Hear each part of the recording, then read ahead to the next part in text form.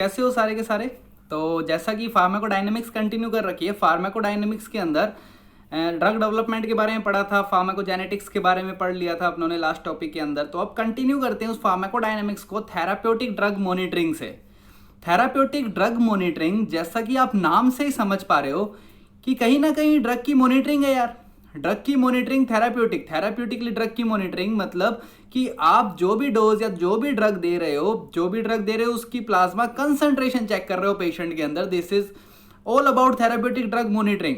Therapeutic drug monitoring is nothing but it is a plasma concentration of a drug, जो कि आप check कर रहे हो पेशेंट के अंदर कि ड्रग का जो ड्रग की क्या प्लाज्मा कंसंट्रेशन है पेशेंट के अंदर। अब क्वेश्चन ये आता है कि यार ड्रग की कंसंट्रेशन आप चेक कर रहे हो पेशेंट के अंदर, तो इसकी नीड क्यों पड़ी? क्यों आप ड्रग की कंसंट्रेशन चेक कर रहे हो पेशेंट के अंदर? तो थेराप्यूटिक ड्रग मॉनिटरिंग की जरूरत तब पड़ती है, थेराप्यूटिक ड्रग मॉनिटरिंग की नीड तब पड़ती है जब आप जो ड्रग यूज कर रहे हो वो बहुत ही ज्यादा या फिर बहुत नैरो उनका सेफ्टी मार्जिन होता है। या फिर मैं सिंपल सी लैंग्वेज में कहूं तो थेराप्यूटिक इंडेक्स जिनका बहुत कम होता है, ऐसी ड्रग्स का अपने थेराप्यूटिक ड्रग मॉनिटरिंग करते हैं। क्यों? जैसे कि यार थेराप्यूटिक ड्रग मॉनिटरिंग इसलिए कि जो ड्रग्स है जो टॉक्सिसिटी ज़्यादा जल्दी कोज कर देती है पेशेंट के अंदर। और जैसा कि अपने पहले पढ़ के आए थे, पीछे अपने लास्ट लेसन के अंदर ही पढ़ा है फार्माकोजेनेटिक्स के अंदर अपनों ने, उसके अंदर अपनों ने देखा था कैसे जीन्स के अफेक्ट से टॉक्सिसिटी या फिर ड्रग फेलियर देखने को मिल रहा था अपने को। तो उसी के बेसिस पे अपने थेराप्यूटिक ड्रग मॉनिटरिंग की बात करते हैं। यहाँ पे सबसे पहले प्रिंसिपल देखते हैं इसका। प्रिंसिपल क्या कहता है इसका कि अगर प्लाज्मा कंसंट्रेशन है जो ड्रग का, उसका गुड कोरिलेशन होता है किसके साथ? या तो इफेक्ट ऑफ ड्रग के साथ या फिर साइड ऑफ ड्रग के साथ। नो डाउट ये सबको पता है कि जो प्लाज्मा कंसंट्रेशन है ड्रग का, उसका गुड कोरिलेशन होगा ही होगा, ड्रग के साथ भी और साइड इफेक्ट के साथ भी। गुड कोरिलेशन होगा तभी वो साइड इफेक्ट भी शो कर रही है ड्रग, और इसी कारण वो क्या शो कर रही है? इफेक्ट भी शो कर रही है। अब एक चीज हमेशा याद रखना कि कोई भी ऐसी ड्रग है, जैसा कि मैंने आपको एक बार पहले भी जब अपने फार्माकोकाइनेटिक्स पढ़ रहे थे, फार्माकोकाइनेटिक्स में अपने जब ड्रग डोज रिलेशनशिप पढ़ा था, ड्रग डोज रिलेशनशिप के टाइम पे मैंने आपको एक चीज समझाई थी। आप मेरा वो लेसन देखना अगर आपको यहाँ वो चीज ना समझ आए, कि किसी भी चीज को स्टेडी स्टेट कंसंट्रेशन या किसी भी ड्रग को स्टेडी स्टेट कंसंट्रेशन अचीव करने के लिए कम से कम 4 से 5 टी हाफ लाइफ को क्रॉस करना पड़ता है, तब वो स्टेडी स्टेट कंसंट्रेशन अचीव करती है। मेरे कहने का ये मतलब है कि जब तक ड्रग कोई भी 4 से 5 टी हाफ लाइफ वो कंटिन्यू नहीं कर जाता, या फिर उसको डिसअपियर होने में 4 से 5 टी हाफ लाइफ कम से कम लगनी चाहिए, तब वो ड्रग अपनी स्टेडी स्टेट कंसंट्रेशन अचीव करती है। तो मेरे कहने का मतलब, जैसे एग्जांपल लिया मैंने, कोई भी एक ड्रग है, मैंने यहाँ पे एग्जांपल लिया लिथियम का, एग्जांपल लिया मैंने लिथियम की टी हाफ लाइफ, मान लो टी हाफ लाइफ 24 आवर्स है लिथियम की टी हाफ लाइफ। तो लिथियम की स्टेडी स्टेट कंसंट्रेशन बॉडी के अंदर बनाने के लिए मुझे कम से कम 5 दिनों तक थेराप्यूटिक ड्रग मॉनिटरिंग करनी पड़ेगी। कम से कम 5 दिन लगेंगे। 5 दिन लगने के बाद ही स्टेडी स्टेट कंसंट्रेशन अचीव होएगी उसकी, और स्टेडी स्टेट कंसंट्रेशन अचीव होएगी तो क्या 5 दिन तक कम से कम उसकी क्या करनी पड़ेगी? मुझे थेराप्यूटिक ड्रग मॉनिटरिंग करनी पड़ेगी। क्योंकि लिथियम का सबको पता है, लिथियम का थेराप्यूटिक इंडेक्स जो होता है या फिर उसका जो सेफ्टी मार्जिन होता है वो बहुत नैरो होता है, और जिन ड्रग्स का सेफ्टी मार्जिन नैरो होता है उनकी थेराप्यूटिक ड्रग मॉनिटरिंग करनी बहुत जरूरी होती है। अब आपने इंडिकेशंस पढ़ते हैं, इंडिकेशंस किस इंडिकेशंस के अंदर अपने थेराप्यूटिक ड्रग मॉनिटरिंग करते हैं। तो थेराप्यूटिक ड्रग मॉनिटरिंग के अंदर जो इंडिकेशन आता है, अगर clinical effect can't be easily measured, कोई भी ऐसी ड्रग है जिसका क्लिनिकल इफेक्ट आप इजीली या फिर आराम से मेजर नहीं कर पाते, उन ड्रग्स का अपने को थेराप्यूटिक ड्रग मॉनिटरिंग करनी पड़ती है। और एक चीज और देखना कि कौन कौन सी ऐसी ड्रग्स है जिनका आप क्लिनिकल इफेक्ट नहीं मेजर कर पाते। खुद सोच के देखो कौन कौन सी ऐसी ड्रग्स है। चलो मैं आपको समझाता हूं। जैसे मान लो कोई पेशेंट है एपिलेप्सी का, अगर पेशेंट एपिलेप्सी का अटैक आ रहे हैं पेशेंट एपिलेप्सी का है, और आपने किसी पेशेंट को कोई भी ड्रग दी है, तो कोई भी ड्रग दिया आपने पेशेंट को, तो आप उसका क्लिनिकल इफेक्ट किस तरीके से मेजर कर पाओगे? यार एपिलेप्सी का क्लिनिकल इफेक्ट मेजर करना पॉसिबल ही नहीं है। मतलब ऐसी डिजीज जितनी भी जिसके अंदर आप उनका क्लिनिकल इफेक्ट कभी भी मेजर नहीं कर सकते, उस ड्रग के अंदर अपने को थेराप्यूटिक ड्रग मॉनिटरिंग का बहुत ज्यादा रिक्वायरमेंट होती है, बहुत ज्यादा नीड होती है। क्योंकि अगर अपने देखा जाता है, अगर अपने देखे इस चीज को कि अगर क्लिनिकल इफेक्ट इजीली मेजर किया जाए, तो आप एक चीज समझ सकते हो, क्लिनिकल इफेक्ट इजीली मेजर करने के अंदर जो थेराप्यूटिक ड्रग मॉनिटरिंग होती है उसकी रिक्वायरमेंट ही नहीं पड़ेगी। मान लो आपने कोई भी ऐसी चीज है जिसका क्लिनिकल इफेक्ट इजीली मेजर हो जाए, कोई भी ऐसा है कि आप क्लिनिकल इफेक्ट इजीली मेजर हो जाए, तो आपको उसका थेराप्यूटिक ड्रग मॉनिटरिंग की जरूरत ही कैसे पड़ेगी। मान लो पेशेंट आया मेरे पास हाइपरटेंशन का पेशेंट आया, मैंने हाइपरटेंशन के पेशेंट को बीटा ब्लॉक कर दी। जैसे ही मैंने उसको बीटा ब्लॉक कर दी, बीटा ब्लॉक कर देते ही पेशेंट का बीपी जो है वो कम हो गया, और मैंने इजीली मेजर कर लिया उस बीपी को। जैसे ही मैंने पेशेंट का ब्लड प्रेशर मेजर कर लिया, मेजरमेंट करते ही मुझे क्लिनिकल इफेक्ट देखने को मिल गया, और क्लिनिकल इफेक्ट मैंने मेजर कर लिया पेशेंट को, मुझे मेडिसिन का भी पता लग गया कि हाँ जो मैंने ड्रग दिया वो पेशेंट पे काम कर रही है। बट वहीं दूसरी जगह अगर अपने दूसरी बात करें, जैसे ओरल हाइपोग्लाइसेमिक एजेंट है, मैंने पेशेंट को कोई भी हाइपोग्लाइसेमिक एजेंट दिया, मैंने आराम से उसका blood sugar level, random blood sugar level check कर लिया, तो मुझे पता लग गया कि मैंने जो ड्रग की डोज दी है उससे कितना परसेंटेज या कितनी अमाउंट जो है आरबीएस की, रैंडम ब्लड शुगर की, कम हो चुकी है। तो यहाँ पे मैं क्लिनिकली मेजरमेंट कर पा रहा हूँ बहुत इजीली, तो मुझे यहाँ पे थेराप्यूटिक ड्रग मॉनिटरिंग की नीड नहीं है।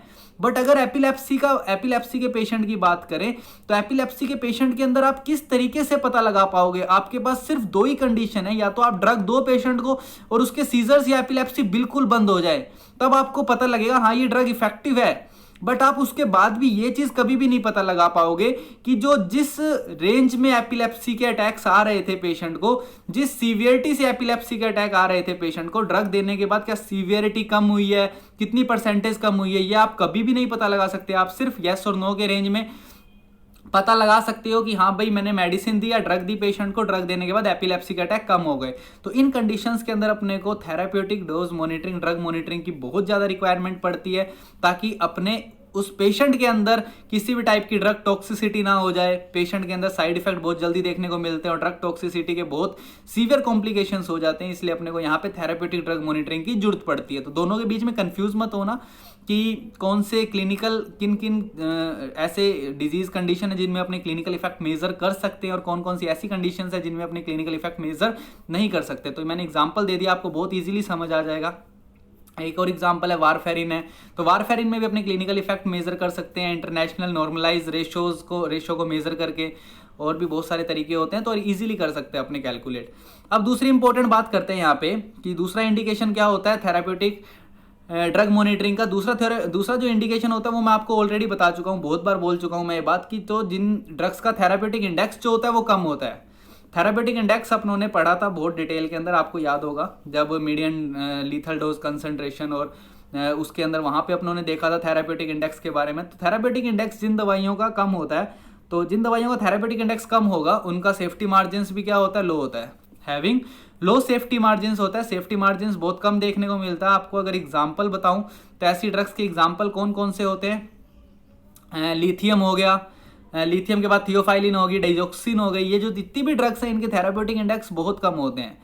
और कुछ अलग भी ड्रग्स है, कुछ और भी ड्रग्स है जिनके थेरापेटिक इंडेक्स कम होते हैं, जो कि मैंने साइड में यहाँ पे लिखी हुई है। आप यहाँ पे इनको नाम याद रखना इंपॉर्टेंट है, क्योंकि यार ये इनका थेरापेटिक इंडेक्स वास्तव में लो होता है, जैसा कि anti epileptic drugs, antipsychotic, cyclosporine, tacrolimus और मेथोट्रेक्सेट, ये सारी की सारी ड्रग्स है जिनके थेरापेटिक इंडेक्स क्या होते हैं, जिनके थेरापेटिक इंडेक्स कम होते हैं या फिर सेफ्टी मार्जिन कम होती है। और ये सारी ऐसी ड्रग्स है जिनके अंदर अपने को थेरापेटिक ड्रग मॉनिटरिंग की जरूरत पड़ती ही पड़ती है। तो इनके बीच में कंफ्यूज मत होना। दूसरा इंडिकेशन ये है। तीसरा इंडिकेशन की बात की जाए, तीसरा इंडिकेशन जो होता है, तीसरा इंडिकेशन का मतलब यहाँ पे बताया हुआ है वेरिएबल इफेक्ट, मतलब ऐसी दवाइयाँ, ऐसी ड्रग्स सारी की सारी जिनके इफेक्ट बहुत ज़्यादा वेरिएबल होते हैं। तो यार वेरिएबल इफेक्ट जो है उससे मैं आपको समझाता हूँ वेरिएबल इफेक्ट का क्या मतलब होता है। वेरिएबल इफेक्ट का ये मतलब है कोई भी ड्रग ऐसी है जिसका जो मेटाबोलाइजेशन हो रहा है वो या तो फास्ट हो रहा है या फिर स्लो हो रहा है। कोई भी ऐसी ड्रग जिसका मेटाबोलाइजेशन एसिटाइलेशन के थ्रू या तो फास्ट होगा या फिर स्लो होगा, इस केस के अंदर अपने को क्या देखने को मिलता है, वेरिएबल इफेक्ट्स देखने को मिलते हैं, जो कि अपने ऑलरेडी पढ़ चुके हैं लास्ट लेसन के अंदर। मैंने आपको एसिटाइलेशन, फास्ट और स्लो के एग्जांपल देके समझाया था। अगर आपको नहीं समझ आता तो आप वो वाला मेरा लास्ट लेसन रिव्यू कर सकते हो, लास्ट लेसन देख सकते हो ड्रग डेवलपमेंट वाला, उसके अंदर मैंने ये चीज समझा रखी है। फोर्थ चीज जो है, फोर्थ इंडिकेशन पढ़ते हैं अपने। फोर्थ इंडिकेशन के अंदर अपने को कॉम्प्लायंस चेक करना है, drug to check compliance check करते हैं अपने इसके अंदर, whether the patient drug is not. देखना ये टॉपिक मैं आपको समझाता हूँ, इसका मतलब क्या है। मान लो कॉम्प्लायंस चेक करने का ये मतलब होता है कि जैसे पेशेंट होते हैं बहुत सारे, साइकेट्रिक पेशेंट होते हैं, साइकेट्रिक पेशेंट्स के अंदर प्रॉब्लम क्या आती है, जब भी अपने पेशेंट को ड्रग देते हैं, जैसे सीजोफेनिया का पेशेंट है या फिर और भी बहुत सारे सीवियर एंजाइटी का पेशेंट है, मूड डिसऑर्डर के पेशेंट है, डिप्रेशन के पेशेंट है, और तो इन पेशेंट्स के अंदर आपको क्या देखने को मिलता है, मैं सीजोफ्रेनिया का एग्जांपल लेता हूँ। सीजोफ्रेनिया के पेशेंट के अंदर आपको क्या देखने को मिलता है कि ये पेशेंट बेवकूफ़ बहुत आराम से बनाता है। ये पेशेंट क्या करेगा, आप इसको मेडिसिन दोगे, मेडिसिन मुंह में रख लेगा और मुंह में रख के आपको मतलब एक्टिंग ऐसी करता है कि इसने मेडिसिन ले ली है, मेडिसिन खा ली है, बट जैसे ही क्या होगा, जैसे ही आप चले जाओगे वहां से, ही क्या कर देगा, स्प्लिट कर देगा, मेडिसिन को मुंह से वापस सूख देता है। तो अब आपको इस केस के अंदर, इन पेशेंट के केस के अंदर, जब आप मेडिसिन दे रहे हो लगातार, मेडिसिन देने के बाद भी पेशेंट रिस्पॉन्ड नहीं कर रहा, उस ड्रग से रिलेटेड पेशेंट जब रिस्पॉन्ड नहीं करता, तो आपके दिमाग में दो चीजें आती है कि या तो पेशेंट जो है वो ड्रग ले ही नहीं रहा, पेशेंट ड्रग को छुपा रहा है, पेशेंट ड्रग नहीं ले रहा है, या फिर दूसरा क्या तरीका हो सकता है, दूसरा ये तरीका हो सकता है कि पेशेंट जो है वो ड्रग रेजिस्टेंस से सफर कर रहा है, पेशेंट जो है वो ड्रग रेजिस्टेंस से सफर कर रहा है। तो जब पेशेंट ड्रग रेजिस्टेंस से सफर करेगा पेशेंट, तो भी उसके ऊपर ड्रग का कोई इफेक्ट नहीं होगा, और अगर पेशेंट ड्रग लेगा ही नहीं तो भी पेशेंट के ऊपर कोई इफेक्ट नहीं होगा। तो इस केस के अंदर अपने क्या करवाते हैं, इस केस के अंदर अपने ये थेराप्यूटिक ड्रग मॉनिटरिंग करवाते हैं, कॉम्प्लायंस चेक करने के लिए पेशेंट के अंदर। अगर पेशेंट ड्रग नहीं ले रहा है, तो पेशेंट की अपने को थेराप्यूटिक जो कंसंट्रेशन मिलेगी, अपने को प्लाज्मा कंसंट्रेशन मिलेगी ड्रग की, वही बहुत कम मिलेगी। अपने को ड्रग की प्लाज्मा कंसंट्रेशन इतनी कम मिलेगी कि अपने को इससे ये कंफर्म हो जाएगा कि पेशेंट ड्रग ले ही नहीं रहा। और अगर पेशेंट के अंदर प्लाज्मा कंसंट्रेशन एक्यूरेट मिलती है, प्लाज्मा कंसंट्रेशन अच्छी मिल जाती है अपने को पेशेंट के अंदर, तो इससे अपने को क्या पता लगेगा, हाँ भी पेशेंट ड्रग तो ले रहा है, बट पेशेंट के अंदर रेजिस्टेंस डेवलप हो चुका है, तो ड्रग किसी भी तरीके से कोई काम नहीं कर रही। तो आपको इससे दो चीजें समझ आती है कि जो ऐसे पेशेंट होते हैं उनके अंदर अपने कॉम्प्लायंस चेक करते हैं, कॉम्प्लायंस चेक करने से अपने को ये पता लगता है कि पेशेंट जो है वो ड्रग को हाइड कर रहा है या फिर पेशेंट के अंदर ड्रग रेजिस्टेंस बन चुका है।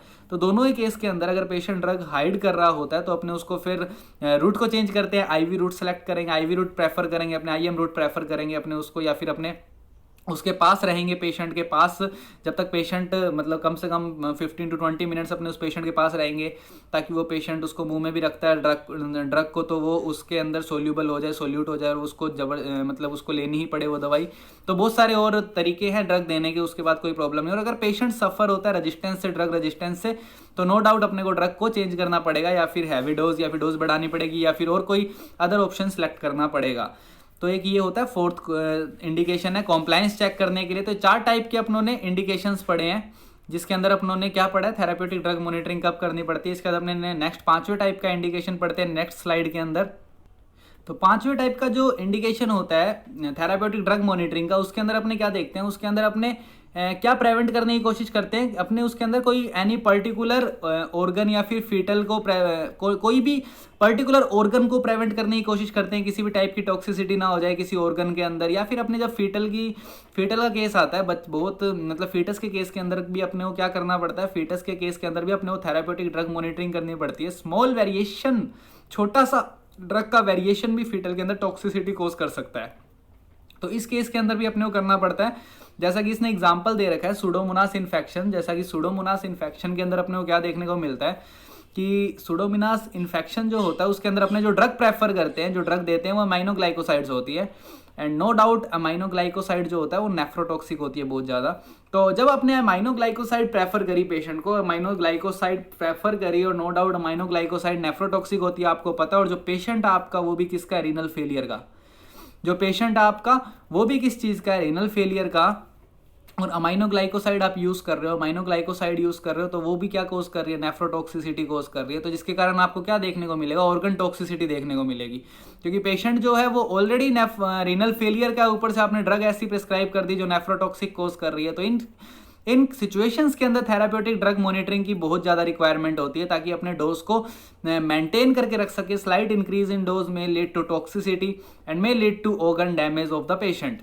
दूसरी इंपॉर्टेंट चीज़ है फीटल टॉक्सिसिटी कैसे पता लगा सकते हैं अपने, जैसे कोई प्रेग्नेंट फीमेल है, तो प्रेग्नेंट फीमेल है, मान लो जब कोई भी फीमेल, नॉर्मल फीमेल है, चलो नॉर्मल फीमेल है जिसको एपिलेप्सी है, नॉर्मल फीमेल है, एपिलेप्सी की पेशेंट है फीमेल, और फीमेल जब एपिलेप्सी की पेशेंट है और उसी दौरान वो क्या हो जाती है, प्रेग्नेंट हो जाती है फीमेल।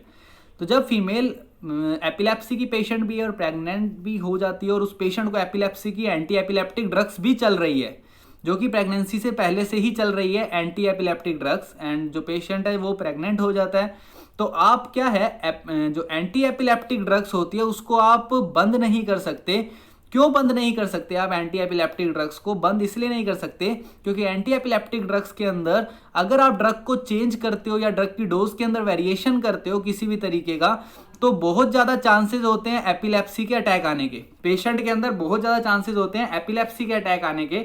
और जब पेशेंट के अंदर एपिलेप्सी का अटैक आ जाए प्रेगनेंसी के टाइम पे, तो ये बच्चे के लिए या फीटस के लिए बहुत ज़्यादा खतरनाक होता है। और ये वाली कंडीशन जो होती है ये फीटस डेथ को भी के लिए भी रिस्पॉन्सिबल होती है। तो जब ऐसी कोई कंडीशन आ जाए कि जो प्रेग्नेंट फीमेल है वो एंटी एपिलेप्टिक ड्रग के ऊपर है और आपकी मजबूरी है कि आपको ड्रग को कंटिन्यू रखना पड़ रहा है, जैसा कि एग्जांपल दे रखा है, पेशेंट किसके ऊपर है? वाल्पोरेट के ऊपर है। वाल्पोरेट एंटी एपिलेप्टिक ड्रग है, पता है आपको, और ये टेरेटोजेनिक ड्रग भी होती है। ये एक टेरेटोजेनिक ड्रग भी है, बच्चे को फीटस को भी नुकसान पहुंचाएगी। आपको ये बात भी पता है, उसके बाद भी आपको कंटिन्यू रखनी पड़ेगी ये ड्रग। क्यों रखनी पड़ेगी कंटिन्यू? क्योंकि मैंने आपको कंडीशन बताई, अगर आप इस टाइम के ऊपर ड्रग को चेंज करते हो तो एपिलेप्सी के अटैक आने के चांसेस बहुत ज़्यादा होते हैं। तो इसलिए आपको ये ड्रग कंटिन्यू रखनी पड़ती है। और इस केस के अंदर अपने को थेराप्यूटिक ड्रग मॉनिटरिंग करने की रिक्वायरमेंट होती है। इस केस में अपने थेराप्यूटिक ड्रग मॉनिटरिंग करते हैं वाल्पोरिक एसिड की या वाल्पोरेट की, ताकि अपने फीटल टॉक्सिसिटी को बचा सकें। फीटल टॉक्सिसिटी ना होने दे, अपने फीटस को बचाया जा सके। नो डाउट ड्रग बहुत टेरेटोजेनिक है, अपने पास और अदर ऑप्शंस भी होते हैं इसके अंदर, बट नो डाउट अगर फीमेल को चांस है प्रेग्नेंट होने का या फीमेल फैमिली प्लानिंग कर रही होती है फीमेल और उसको एपिलेप्सी के अटैक आ रहे होते हैं, तो नो डाउट आपको पहले से ही प्रेगनेंसी से पहले से ही ड्रग को चेंज करना चाहिए आपको, ताकि बाद में किसी टाइप की कॉम्प्लिकेशन ना आए। क्योंकि ऐसी ड्रग आइडल ड्रग तो नहीं है जो कि टेरेटोजेनिक ना हो, no doubt anti epileptic drugs teratogenic होती है, बट फिर भी ऐसी ड्रग्स है जो कि बहुत कम कॉम्प्लिकेशंस क्रिएट करती है प्रेगनेंसी के अंदर। तो ये था पांचवा इंडिकेशन, अपने किसी पर्टिकुलर ऑर्गन डैमेज या ऑर्गन टॉक्सिसिटी या फीटल टॉक्सिसिटी से प्रिवेंट कर सकते हैं। दोनों एग्जांपल मैंने आपको दे दिए, होपफुली समझ आ गए होंगे आपको अच्छे से। तो ये 5 टाइप के इंडिकेशंस थे। तो ये होता है पूरा का पूरा टॉपिक अपना थेराप्यूटिक ड्रग मॉनिटरिंग। क्या होता है थेराप्यूटिक ड्रग मॉनिटरिंग और इसके इंडिकेशंस क्या होते हैं? इंडिकेशंस हमेशा इंपॉर्टेंट है एंड उसके अंदर भी सबसे इंपॉर्टेंट है एग्जांपल्स। एग्जांपल्स देके क्वेश्चन पूछ लिए जाते हैं थेराप्यूटिक ड्रग मॉनिटरिंग के। इसके बाद जो अपने पढ़ेंगे adverse drug reaction and pharmacovigilance, सबसे खास टॉपिक है ये भी फार्माकोडायनेमिक्स के अंदर, adverse drug reaction and pharmacovigilance. Adverse drug reactions क्या होते हैं? देखो यार, 2 चीजें होती है, कुछ साइड इफेक्ट होती है, साइड इफेक्ट होता है, और एक एडवर्स ड्रग रिएक्शन होता है। साइड इफेक्ट किसे कहते हैं? अपने साइड इफेक्ट किसी भी ड्रग के जो होते हैं वो बहुत ही छोटे टाइम के लिए होते हैं, शॉर्ट टाइम के लिए होते हैं। साइड इफेक्ट बहुत ज़्यादा हार्म नहीं कोज करते और बहुत छोटे टाइम के लिए होते हैं। वही एडवर्स ड्रग रिएक्शंस की बात की जाए तो एडवर्स ड्रग रिएक्शंस जो होते हैं वो बहुत लंबे टाइम के लिए होते हैं। लंबे टाइम का मतलब ये है कि ये बहुत ज़्यादा हार्म कोज करते हैं पेशेंट को, और इसके अंदर पेशेंट के अंदर बहुत ज़्यादा कॉम्प्लेक्सिटी देखने को मिलती है, बहुत ज़्यादा कॉम्प्लिकेशंस क्रिएट होते हैं। And no doubt adverse drug reactions अपने को तब देखने को मिलते हैं जब पेशेंट या तो डोज ड्रग जो है वो बहुत लंबे टाइम से कंटिन्यू कर रखा हो, या फिर जो पेशेंट है वो ऐसी ड्रग ले रहा है जिसका थेराप्यूटिक इंडेक्स जो है वो बहुत कम है, या फिर उसका जो सेफ्टी मार्जिन है वो बहुत कम है। ऐसी सारी कंडीशंस के अंदर अपने को क्या देखने को मिलते हैं? एडवर्स ड्रग रिएक्शंस देखने को मिलती है। तो ये अनप्लीजेंट और हार्मफुल रिएक्शंस होती है जो कि ड्रग के द्वारा, जो कि किस कारण देखने को मिलती है, जो कि अपने को कोई लंबे टाइम तक ड्रग ले रहे होते हैं अपने, उसके कारण देखने को मिलती है। और जब ये रिएक्शंस अपने को देखने को मिलती है, एडवर्स ड्रग रिएक्शंस देखने को मिलती है, तब अपने को क्या करना पड़ता है? इन ड्रग्स को फ्यूचर यूज के अंदर बंद करवाना पड़ता है। अगर कोई मतलब major drug adverse drug reactions देखने को मिल रही है किसी भी पेशेंट के अंदर, तो नो डाउट यार आपको ड्रग बंद करानी ही पड़ेगी, क्योंकि जो पेशेंट को मान लो ऐसी कोई डिजीज ही नहीं है जिससे ज़्यादा कॉम्प्लिकेटेड उसको एडवर्स ड्रग रिएक्शंस देखने को मिल रहे हैं, तो वो ड्रग किस काम की? तो वो ड्रग आपको फ्यूचर यूज में उसको अवॉइड कराना पड़ेगा, हाथों हाथ आप उसको बंद कराओगे और एडवर्स ड्रग रिएक्शंस जो भी एडवर्स इफेक्ट उसको शो हो रहे हैं वो ट्रीट करोगे हाथों हाथ। देन सेकंड क्या होता है? उसकी डोज कम करोगे आप, ड्रग की डोज कम करोगे। और तीसरा है वो ड्रग आप बिल्कुल क्या कर दोगे? स्टॉप कर दोगे, ड्रग को बंद कर दोगे और ट्रीटमेंट शुरू करोगे जो भी एडवर्स इफेक्ट उसको शो हो रहा है। यहाँ पे अपने क्लासिफिकेशंस किए हुए हैं, जो क्लासिफिकेशंस किए हुए हैं एडवर्स ड्रग रिएक्शंस के, classification type A, type B, type C type से क्लासीफाई किया हुआ है अपनों। सबसे पहला टाइप देखते हैं अपने, टाइप ए क्लासिफिकेशन है एडवर्स ड्रग रिएक्शंस का। टाइप ए जो क्लासिफिकेशन होता है ये किससे रिलेटेड होता है? हमेशा mechanism of action of drug से रिलेटेड होता है हमेशा। टाइप ए किससे रिलेटेड है? हमेशा मैकेनिज्म ऑफ एक्शन से रिलेटेड होता है ड्रग के। इसको अपने एग्यूमेंटेड रिस्पॉन्स भी बोलते हैं। जैसे एग्यूमेंटेड रिस्पॉन्स मैं आपको समझाता हूँ। आपने जैसे कोई भी एग्जाम्पल लेते हैं अपने, जैसे अपने कोई भी पेशेंट को ड्रग दे रहे हैं, जैसे अपने कैल्शियम चैनल ब्लॉकर दिया, तो कैल्शियम चैनल ब्लॉकर के कारण पेशेंट के अंदर क्या हो रहा है, हेडेक हो रहा है। हेडेक हो रहा है कैल्शियम चैनल ब्लॉकर के कारण पेशेंट के अंदर हेडेक हो रहा है। तो अब ये जो हेडेक है, ये हेडेक अपने को क्यों देखने को मिलेगा, ये हेडेक अपने को इसलिए देखने को मिलता है क्योंकि जब कैल्शियम चैनल ब्लॉकर अपने पेशेंट को देते हैं तो वो वैसोडाइलेशन करवाता है। कैल्शियम चैनल ब्लॉकर वैसोडाइलेशन कराता है, और जैसे ही वैसोडाइलेशन कराता है क्या होता है, वैसोडाइलेशन के कारण जो अपनी मेनिंजियल आर्टरीज होती है वो डायलेट हो जाती है। और जब मेनिंजियल आर्टरीज डायलेट हो जाती है तो मेनिंजियल आर्टरीज डायलेट होने के कारण मेनिंजियल एडिमा देखने को मिलता है। और मेनिंजियल एडिमा जब देखने को मिलता है, मेनिंजियल एडिमा के कारण ही क्या देखने को मिलता है, अपने को हेडेक देखने को मिलता है।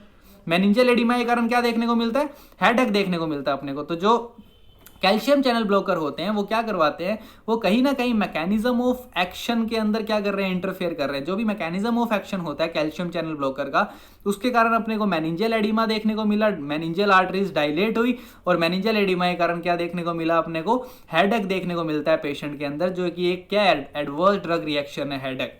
तो अब इसके अंदर अपने क्या करते हैं, इसके अंदर dose dependent adverse drug reactions देखने को मिलती है, जिसके अंदर अपने क्या करवाते हैं, अगर डोज बढ़ा देते हैं, किसी भी छोटी सी भी थोड़ी सी भी डोज बढ़ाते हैं, तो जो एवरेज रिस्पॉन्स होता है उसके अंदर सेंसिटिविटी बढ़ी हुई देखने को मिलती है, और पेशेंट के अंदर हेडेक ज़्यादा देखने को मिलता है अपने को। तो ये क्या है, ये मतलब एक तरीके का मैकेनिज्म ऑफ एक्शंस के ऊपर डिपेंड करता है, पूरा का पूरा मैकेनिज्म ऑफ एक्शन से रिलेटेड है, और एग्यूमेंटेड रिस्पॉन्स बोलते हैं। तो ये एक टाइप ए टाइप है, जिसके अंदर अपनों ने एडवर्स ड्रग रिएक्शन देखी, और ए के बाद अब अपने टाइप बी, टाइप सी, ये देखते हैं आगे नेक्स्ट स्लाइड के अंदर। तो ये है type B adverse drug reaction. Type B जो एडवर्स ड्रग रिएक्शन है, type B adverse drug reactions को अपने क्या बोलते हैं, type D adverse drug reactions को अपने बिजारे भी बोलते हैं। तो टाइप बी जो एडवर्स ड्रग रिएक्शन होता है, ये मैकेनिज्म ऑफ एक्शन से रिलेट नहीं करता यार, ये किसी भी मैकेनिज्म ऑफ रिएक्शन से, मैकेनिज्म ऑफ एक्शन से रिलेट नहीं करता, सबसे पहली बात। और दूसरा, डोज इंडिपेंडेंट होता है। टाइप ए डोज डिपेंडेंट होता है, बट टाइप बी जो है वो डोज इंडिपेंडेंट होता है। आप चाहे थोड़ी सी डोज दो पेशेंट को, चाहे आप ज़्यादा डोज दो, जो रिएक्शन देखने को मिलेगा, जो एडवर्स ड्रग रिएक्शन देखने को मिलेगा अपने को, वो सेम देखने को मिलता है। वो थोड़ी सी डोज से भी देखने को मिल जाएगा और ज़्यादा डोज से भी देखने को मिल जाएगा। तो इसका जो एग्जाम्पल है वो जो बहुत बार पूछ लिया जाता है कॉम्पिटिशन्स के अंदर, बहुत सारे सेंट्रलाइज इंस्टीट्यूशन एग्जाम्स के अंदर आपको देखने को मिले हैं ये वाले question. Hypersensitivity with penicillin, penicillin के साथ hypersensitivity reaction, type B adverse drug reaction है, बिजारे है। बिजारे का सिंपल सा मतलब है जिसके बारे में अपने को पता ना हो कि किस कारण हो रहा है, ये किस कारण हो रहा है, ये इसके बारे में अपने को नहीं पता होता, दैट्स वाई इसका नाम क्या दिया अपनों ने, टाइप बी बिजारे। देन अपने टाइप सी की बात करते हैं। टाइप सी के अंदर जो है, टाइप सी जो होता है वो क्रोनिक होता है। क्रोनिक यूज ऑफ ड्रग के कारण एडवर्स ड्रग रिएक्शंस देखने को मिलती है अपने को। कोई भी ड्रग अपने बहुत लंबे टाइम से यूज कर रहे होते हैं, उस कारण जो एडवर्स ड्रग रिएक्शन देखने को मिलती है उसको अपने क्या बोलते हैं, क्रोनिक बोलते हैं। इसके अंदर एग्जाम्पल देखने को मिलता है, जैसे कि अपने को स्टीरॉयड्स के यूज से जब अपने लॉन्ग टाइम के लिए स्टीरॉयड्स का यूज कर लेते हैं, तो लॉन्ग टाइम यूज़ करते हैं स्टीरॉयड्स का, तो स्टीरॉयड से अपने को बहुत सारे कॉम्प्लिकेशंस देखने को मिलते हैं। जब पेशेंट लंबे टाइम तक स्टीरॉयड्स का यूज़ कर ले तो पेशेंट्स के अंदर गायनेकोमस्टिया जैसी प्रॉब्लम, कॉम्प्लिकेशंस देखने को मिल जाते हैं, या फिर उसके अंदर पेशेंट के अंदर और बहुत सारे हिपैटोटॉक्सिसिटी देखने को मिल जाती है। बहुत सारे कॉमन कॉम्प्लिकेशंस है जो कि क्रोनिक केस के अंदर अपने को देखने को मिलते हैं। और ये जो टाइप सी होता है वो डोज और टाइम दोनों के दोनों डिपेंडेंट होता है। डोज डिपेंडेंट भी होता है और टाइम डिपेंडेंट भी होता है।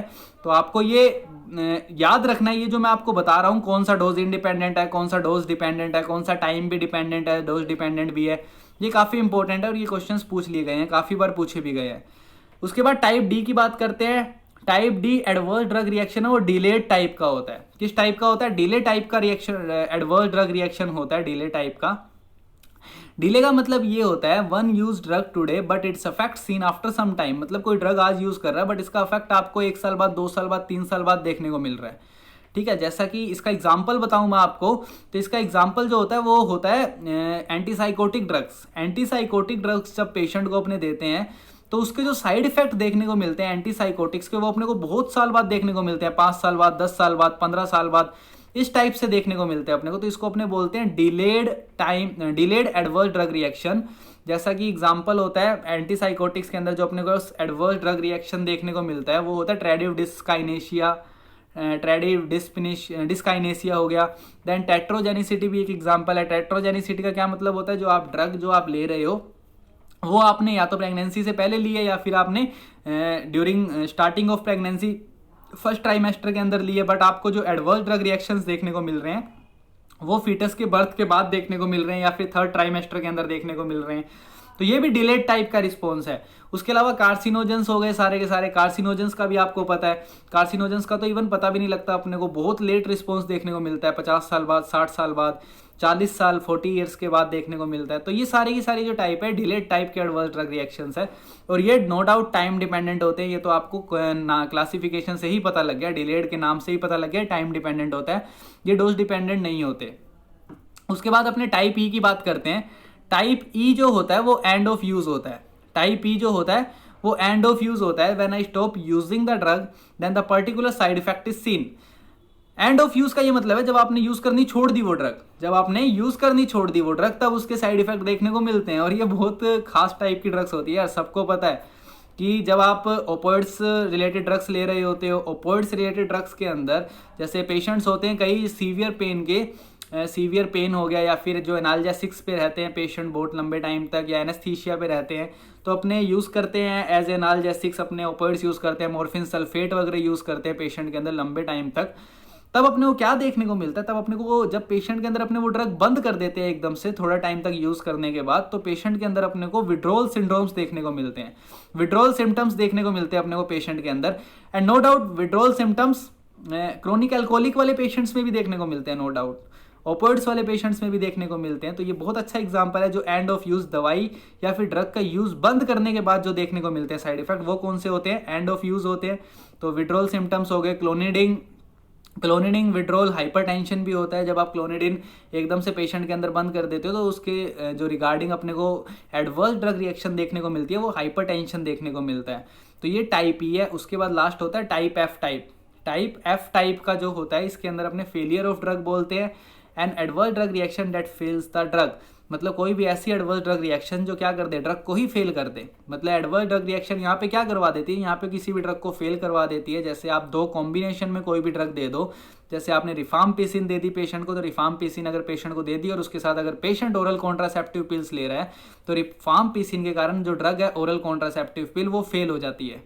ओरल कॉन्ट्रासेप्टिव पिल जो होती है वो फेल हो जाती है। तो ये एक बहुत इंपॉर्टेंट एग्जांपल है जो कि आपको याद रखना है। मैं पहले भी समझा चुका हूँ आपको, बहुत बार पूछा भी गया है।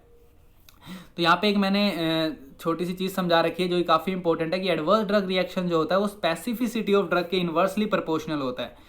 Adverse drug reaction is inversely proportional to specificity of drug. ये बहुत इंपॉर्टेंट पॉइंट है, ध्यान से समझना। मान लो कि मैंने कोई रिसेप्टर लिया, ठीक है, receptor A, B, C, D, E, F।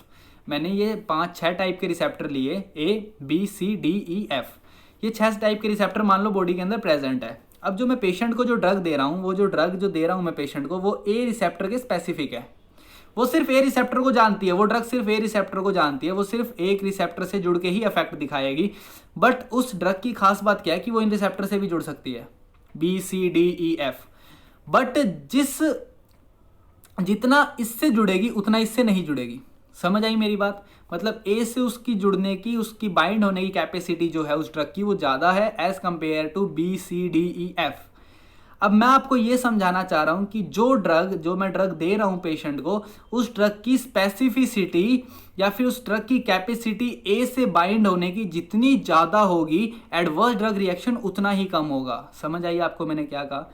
मैंने कहा कोई भी एक ऐसी ड्रग जो मैंने पेशेंट को अभी दी है वो बाइंड तो सबसे हो सकती है, बट मेरे कहने का मतलब ये है यहाँ पे कि उस ड्रग की अगर बाइंड होने की कैपेसिटी ए से जितनी ज़्यादा होगी, मतलब वो ड्रग अगर अपने उस रिसेप्टर के लिए जितनी ज़्यादा स्पेसिफिक होगी, उस ड्रग का एडवर्स ड्रग रिएक्शन अपने को उतना ही कम देखने को मिलेगा। और ड्रग जो जितनी ज़्यादा इधर उधर के रिसेप्टर से बाइंड होती जाएगी, जो अपने पर्टिकुलर रिसेप्टर के लिए स्पेसिफिक नहीं होती है, जो हर किसी से बाइंड हो जाती है, उस ड्रग के अंदर अपने को एडवर्स इफेक्ट ज़्यादा देखने को मिलते हैं। उस ड्रग के अंदर अपने को एडवर्स ड्रग रिएक्शन ज़्यादा देखने को मिलते हैं, साइड इफेक्ट ज़्यादा देखने को मिलते हैं। डेट्स वाई मैंने यहाँ पे एक इक्वेशन लिख रखी है। जो एडवर्स ड्रग रिएक्शन होता है वो इन्वर्सली प्रोपोर्शनल होता है स्पेसिफिसिटी ऑफ ड्रग के लिए। आपको होपफुली समझ आया होगा अच्छे से। बहुत इंपॉर्टेंट कंसेप्ट है जो कि आप याद रखना। इसके बाद जो अपने टॉपिक पढ़ते हैं, लास्ट टॉपिक है अपना फार्माकोविजिलेंस। फार्माकोविजिलेंस जो होता है, फार्माकोविजिलेंस एक प्रोसेस है जिससे अपने क्या करते हैं, जिससे अपने ये ट्राई करते हैं, ये कोशिश करते हैं ताकि अपने जितने भी टाइप के जो एडवर्स ड्रग रिएक्शन है उनको पता लगा सके। ठीक है, फार्माकोविजिलेंस क्या है, मतलब एक विजिलेंस, सुपर, जब अपने बोलते हैं ना सर्विलेंस करना, किसी भी चीज के ऊपर नजर रखना, तो अपने एक सिस्टम बना दिया अपनों ने जिससे अपने जो भी ड्रग मार्केट के अंदर अवेलेबल है उसके ऊपर नजर रख सके। जो भी ड्रग मार्केट में अवेलेबल है उसके ऊपर अपने नजर रख सके। अपनों ने एक तरीका बना दिया, पूरा का पूरा सिस्टम बना दिया, जिससे अपने क्या करते हैं, एक जितनी भी टाइप की ड्रग्स है जो कि एडवर्स ड्रग रिएक्शंस कोज करती है, उन सब एडवर्स ड्रग रिएक्शंस के ऊपर अपने क्या रख सके, नजर रख सके, उसको पता लगा सके। तो दैट्स वाई इसको अपने क्या बोलते हैं, फार्माकोविजिलेंस बोलते हैं। अच्छा टॉपिक है, क्वेश्चंस भी आए हुए हैं इसके अंदर। जो प्रोग्राम जो होता है इंडिया के अंदर जो रन होता है, इंडिया के अंदर जो प्रोग्राम रन होता है वो होता है फार्माकोजेनिक प्रोग्राम ऑफ इंडिया, पीवीपीआई बोलते हैं इसको, फार्माकोजेनिक प्रोग्राम ऑफ इंडिया। 2010 में 2010 में इसको स्टार्ट किया गया था। देन दूसरा नेशनल कोऑर्डिनेटिंग सेंटर जो होता है, नेशनल कोऑर्डिनेटिंग सेंटर ये कहाँ पे सिचुएटेड है, नेशनल कोऑर्डिनेटिंग सेंटर ये गाजियाबाद यूपी के अंदर सिचुएटेड है। तो कई बार क्वेश्चंस पूछ ले जाते हैं नीट पीजी के अंदर इस टाइप के कि जो नेशनल कोऑर्डिनेटिंग सेंटर है वो कहाँ पे सिचुएटेड है, वो गाजियाबाद उत्तर प्रदेश के अंदर सिचुएटेड है। देन उसके अलावा इंडियन फार्माकोपोसिस कमीशंस है।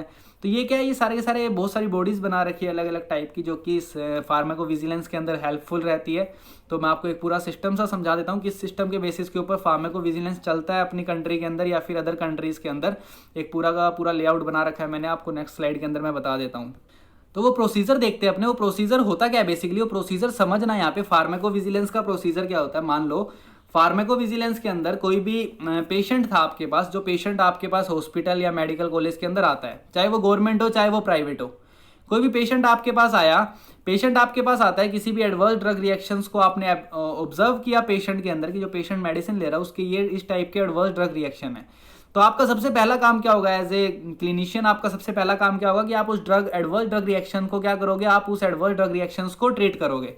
जैसे ही आपने उस एडवर्स ड्रग रिएक्शन को ट्रीट किया, जैसे ही आप उस एडवर्स ड्रग रिएक्शन को ट्रीट करोगे, आप क्या करोगे, आप जो एडवर्स ड्रग रिएक्शन पेशेंट के अंदर जिस भी ड्रग के कारण पेशेंट के अंदर एडवर्स ड्रग रिएक्शन शो हो रहे थे उसको आप रिपोर्ट करोगे। अब रिपोर्ट कैसे करोगे यार, ये कौन सी बात हुई, हम कैसे रिपोर्ट करेंगे, हमें क्या पता।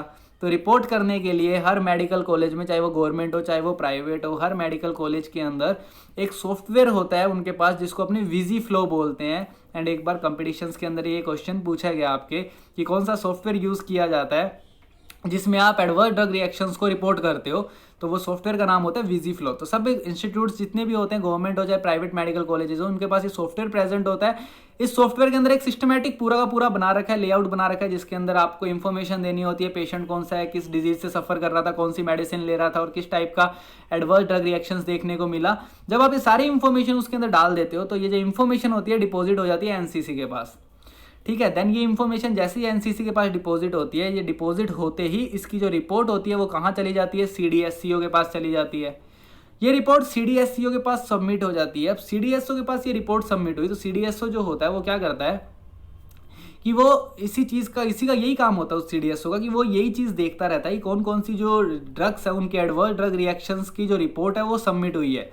तो जब एडवर्स ड्रग रिएक्शंस की रिपोर्ट सबमिट होती है, मान लो कोई ऐसी ड्रग है जिसका एडवर्स ड्रग रिएक्शंस जो है वो बहुत ज़्यादा है, कोई नई ड्रग आई है मार्केट के अंदर, एडवर्स ड्रग रिएक्शन शो हुई है उसकी, तो ऐसा तो है नहीं कि सिर्फ एक ही मेडिकल कॉलेज या एक ही प्राइवेट कॉलेज से इंफॉर्मेशन सीडीएससीओ के पास जाएगी।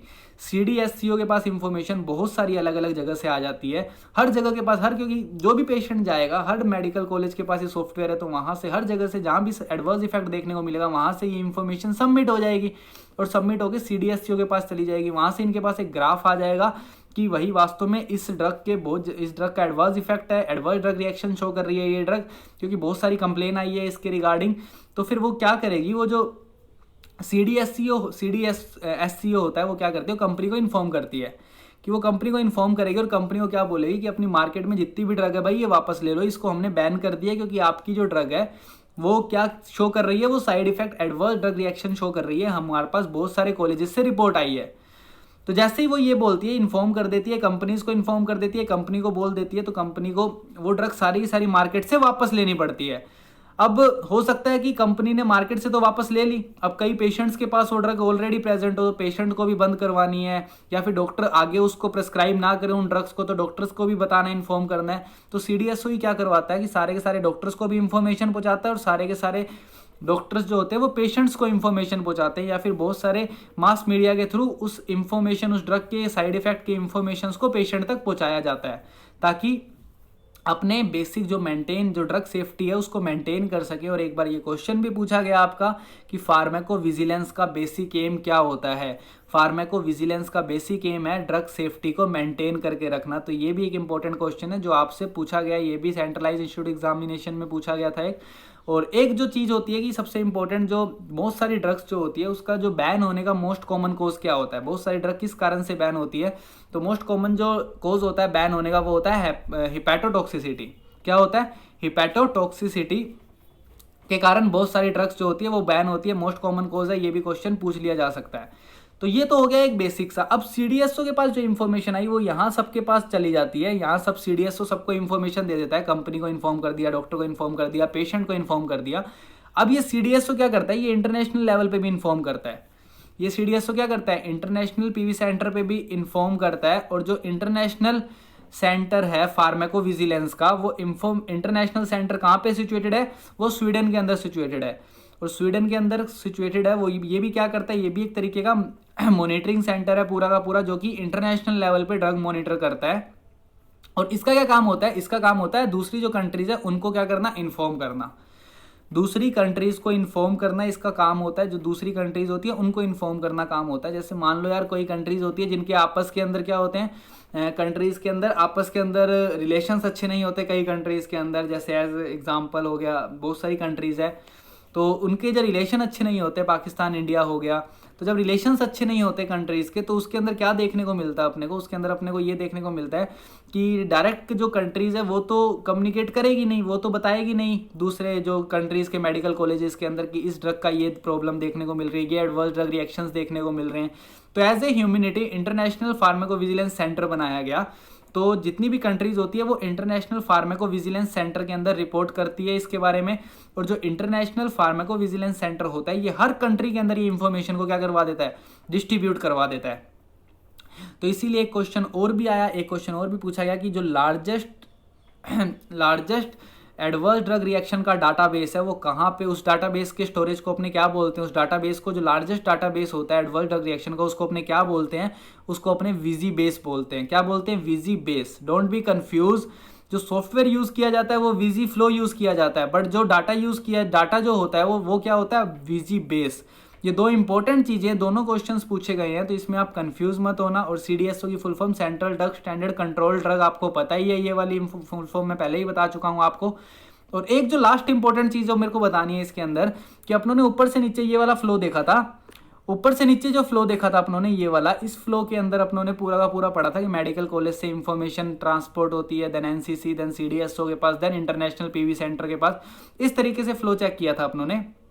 बट ये जो इन्फॉर्मेशन होती है ये इस तरीके से भी ट्रांसपोर्ट होती है कि कई जो इन्फॉर्मेशन होती है वो पहले अपने पास अपनी कंट्री के अंदर नहीं आई, मान लो पहले अमेरिका को पता लगी वो इन्फॉर्मेशन, अमेरिका को पता लगी तो वो international PV centre pharmacovigilance centre के अंदर वो रिपोर्ट क्या हुई, सबमिट हो गई।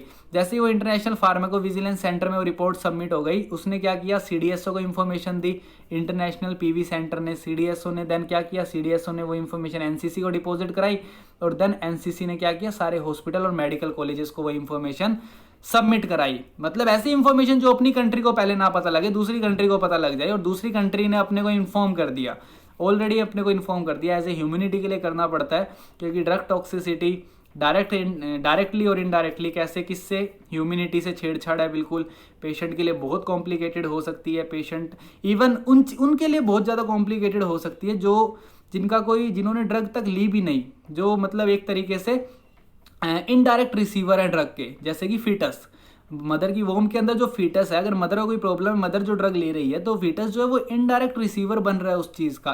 फीटस बिना ड्रग लिए भी उसके पास वो ड्रग पहुंच रही है, और फीटस धरती पे या फिर बोर्न होने से पहले ही किसी ना किसी टेराटोजेनिसिटी का शिकार हो रहा है।